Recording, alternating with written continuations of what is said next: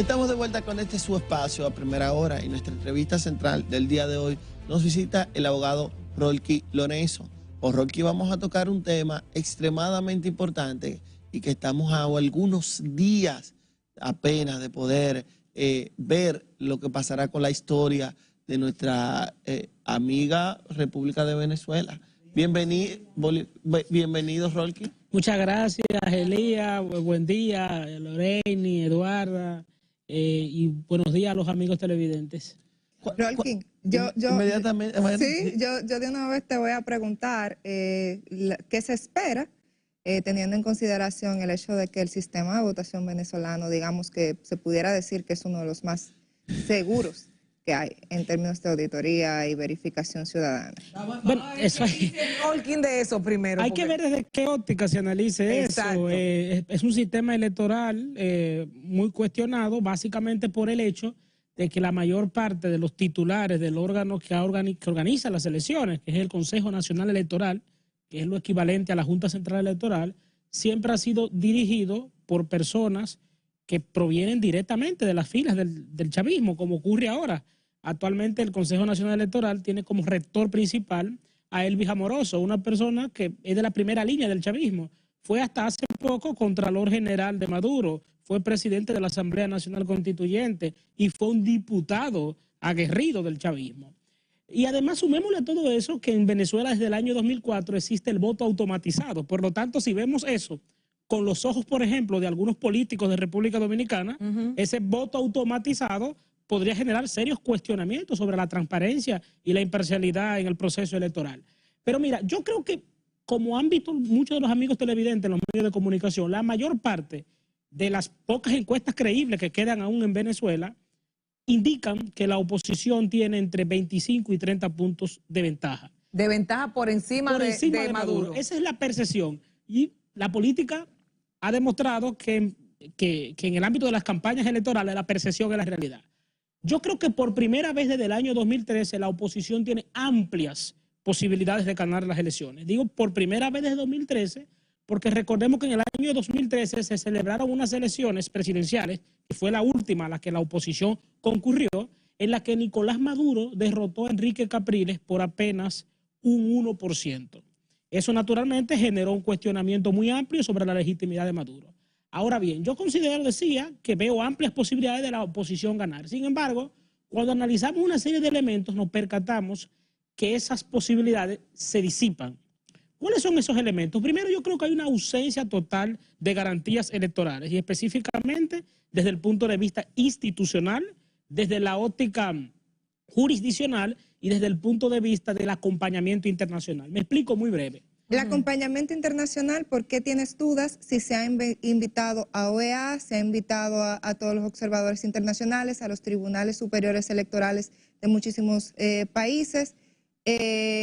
Tengo las listas de invitados, por eso te pregunto, y se han invitado a todos los organismos internacionales. Entonces, ¿por qué hay un cuestionamiento en cuanto a la veeduría internacional si hay una masificación y el gobierno venezolano está interesado en que los organismos internacionales vayan y vean el proceso de Venezuela? Mira, desde la primera ola democrática de la segunda mitad del siglo XX en América Latina, que se inicia en República Dominicana en 1978, la Organización de Estados Americanos se trazó como meta la figura de la observación internacional y eso se inaugura específicamente a partir de 1990. ¿Qué ocurre? En 1998, cuando Chávez llega a la presidencia en Venezuela, le da un giro a su política exterior. Se aleja de la familia interamericana que tiene la OEA, tanto así que se sale de la Corte Interamericana y se acerca más al ámbito socialista de la debilitada Cuba. En esas atenciones, la política exterior de Chávez y la de Maduro hoy ha sido contraria a que organismos internacionales creíbles, fiables, como la Unión Europea o la propia Organización de Estados Americanos, acompañen en los tensos procesos electorales venezolanos y observen las elecciones. Pero yo voy a agregar algo más. Mira, yo decía que hay una falta de garantías institucionales. Cuando tenemos el Consejo Nacional Electoral, que es el equivalente a la Junta Central Electoral, ese Consejo Nacional Electoral no solamente está integrado por personas que provienen abiertamente de las filas del chavismo, no se guardan las formas. Yo no estoy diciendo que sean apolíticos, eso no existe, pero sí se debe de exigir que sean apartidistas. Pero además de todo eso, tenemos que percatarnos de algo. El Consejo Nacional Electoral ha provocado que por anticipado ya en Venezuela haya una amplia abstención. ¿Por qué? Porque se establecieron una serie de obstáculos para impedir que de los casi 5 millones de venezolanos residentes en el extranjero, solo pudieran inscribirse para poder votar unos 64,000. ¿Por qué? Bueno, ¿por qué? Porque se establecieron requisitos que no estaban previstos en la legislación. Por ejemplo, se le comenzó a exigir a la diáspora venezolana que tenían que tener el pasaporte al día. ¿Cómo puedes exigir que una persona que vino por la selva del Darién o que cruzó la frontera de o que venezolana, se quedó como turista aquí en República Dominicana, tenga un pasaporte vigente? En segundo lugar, se cerraron algunos consulados. Es muy famoso lo que pasó con uno de los consulados en la Florida, específicamente el de Orlando. Pero a todo esto, a la inexistencia de garantías institucionales, de acompañamiento internacional, se suma también la ausencia de una garantía judicial. Sabemos que los procesos electorales muchas veces generan litigios que deben de dirimirse en los tribunales electorales. En Venezuela existe una sala electoral a lo interno de la Corte Suprema. Esa sala electoral, si la oposición decide en un momento impugnar las elecciones o acudir por cualquier hecho antes de las elecciones al sistema de justicia, se va a encontrar con que esa sala electoral está integrada por personas con un pasado muy reciente de militancia en las filas del Partido Socialista Unido de Venezuela. ¿Qué pasó con María Corina Machado? Mira, María Corina Machado... Porque ella ya está inhabilitada, ahora es otro el candidato. Esa inhabilitación de María Corina Machado no se remonta al año pasado, como creen algunos. Es una inhabilitación que ella viene cargando desde el año 2014.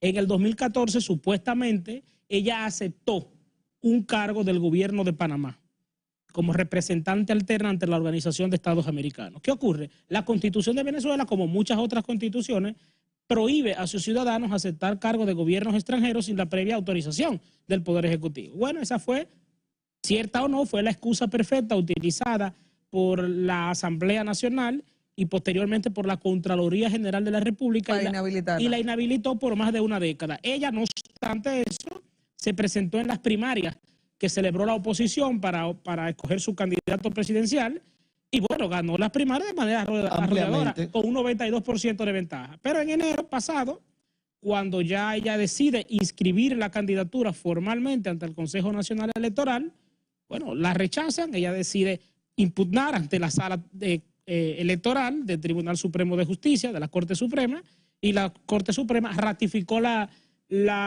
inhabilitación. Por lo tanto, ella se ve la necesidad y la Mesa de la Unidad Democrática, que agrupa a los partidos de la oposición, de buscar un reemplazo. La mayor parte de los posibles reemplazos estaban inhabilitados. Enrique Capriles está inhabilitado, Leopoldo López está exiliado. Entonces no le quedó de otra que buscar a una académica, la doctora Corina Yoris.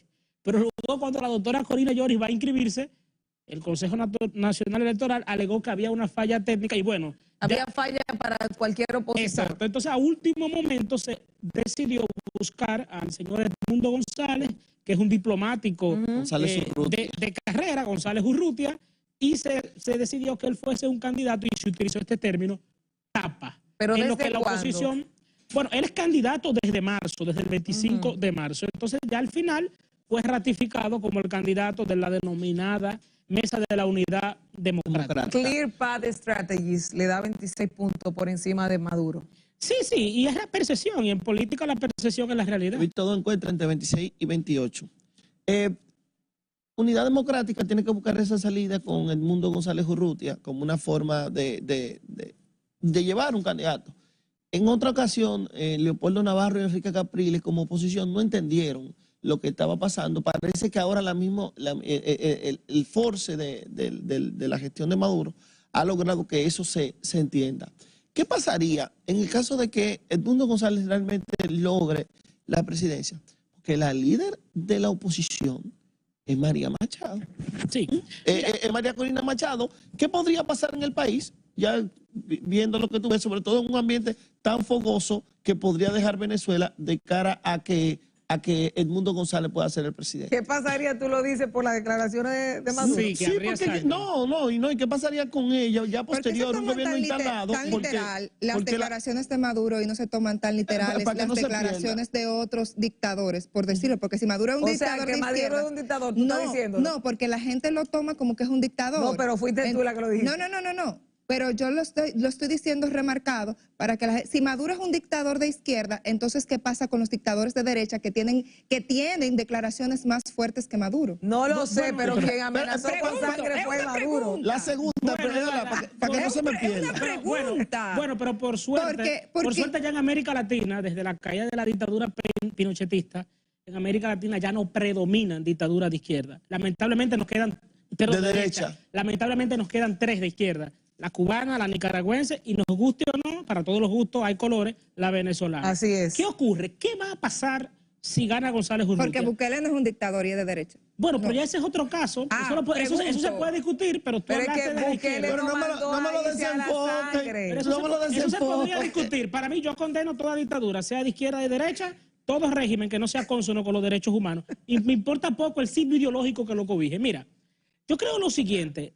Hay que tener en cuenta algo. Históricamente, cuando contra todo pronóstico la oposición logra derrotar por la vía electoral a un régimen autoritario, se abre lo que se conoce como un periodo de transición. Y esos periodos de transición son complejos, porque casi siempre el régimen o el sector que ha perdido la presidencia pierde el gobierno, pero no pierde el poder. Se queda con importantes cuotas de poder. Es lo que se denominan enclaves autoritarios. Por ejemplo, en Chile, cuando Pinochet pierde el referéndum y luego la oposición llega a la presidencia con Patricio Aylwin, Pinochet se quedó durante 8 años más como comandante general del ejército. Y es lo que se conoció como la democracia tutelada. Pero en Nicaragua, cuando los sandinistas salen del poder en el 90, sale Ortega, pero su hermano, Humberto Ortega Saavedra, fue ratificado como ministro de Defensa, es decir, secretario de Estado de las Fuerzas Armadas. ¿Qué ocurre en Venezuela? En Venezuela la situación es hasta peor, porque actualmente todos los poderes, el Poder Judicial, el Poder Electoral, el Ministerio Público, la Defensoría del Pueblo, las 23 gobernaciones, todas están en manos de líderes del partido oficialista, del chavista. Pero peor aún, si la oposición gana las elecciones el próximo 28 de julio, de conformidad con la Constitución, la toma de posesión del candidato opositor sería en enero del año próximo. O sea, que le daría casi prácticamente un margen para modificar la Constitución. Sí. Entonces yo creo que naturalmente allí tiene que haber un acuerdo para que modere y arbitre la transición. Es lo que se ha hecho. ¿Sería capaz de modificarla Maduro? Bueno, si ya ha sido capaz de violarla, ¿por qué no modificarla? Pero él dijo que iba a haber sangre. Sí. Bueno, eso es normal que cuando una persona se siente que está jugando todas las cartas, bueno, recurre a este tipo de argumentos descalificativos. ¿No fue tal vez mal interpretado eso? Bueno, a mí no me sorprende ese lenguaje. Ese ha sido el lenguaje históricamente de los líderes extremistas. Bueno, recordémonos cómo Chávez se dirigió, por ejemplo, en una ocasión al Estado de Israel, o cómo llamó a los estadounidenses, que le dijo, váyanse a tal cosa. Y los estadounidenses no se dirigían en términos despectivos a Chávez, a Ernesto Kirchner, a Lula. Pero es que estamos con Venezuela, porque lo que está mal para uno no puede ser que esté bien para otro. Pero por eso mismo. Esas declaraciones de Maduro, que fueron hace unos días, yo creo que no hay mucha interpretación. Entonces, ¿sería interpretable decir que si gana la oposición, sería la oposición la que haría un baño de sangre? Mira, yo creo que ahí puede también darse otro factor que evite ese baño de sangre. El chavismo ha celebrado más de 20 elecciones en los últimos años, desde el 99 a la fecha.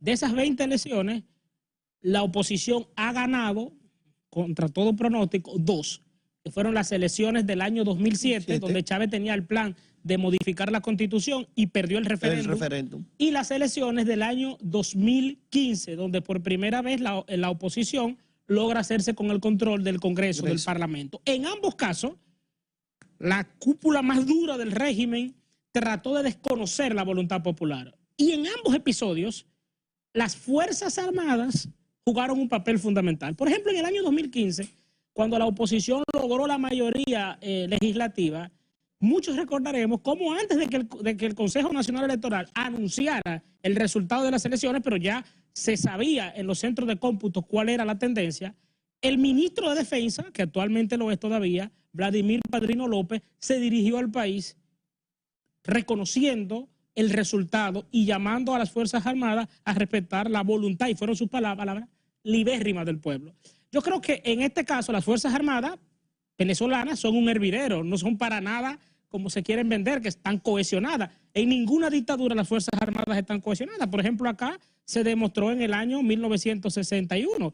La trama contra Trujillo tuvo una arista militar, pero posteriormente la salida de los Trujillo en noviembre fue en gran medida impulsada por la presión de militares específicamente de Santiago.